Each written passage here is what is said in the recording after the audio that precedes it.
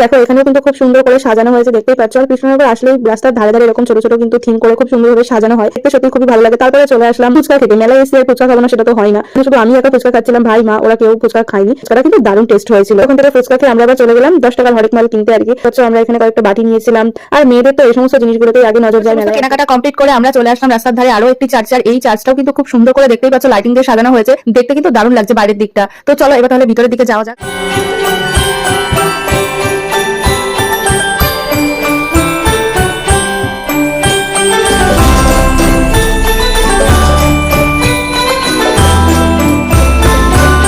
মেলা দেখে আমরা এখন চলে এসেছি বাড়িতে।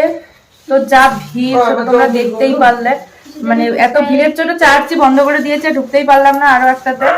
তো চলো, হ্যাঁ তারপর আবার পিসি যায়নি, সেই জন্য আর একটু মন খারাপ হয়ে গিয়েছিল। আজকের ভিডিওটা এখানে এন্ড করছি, দেখা হচ্ছে তোমাদের সাথে নেক্সট কোনো ব্লগে। বাই।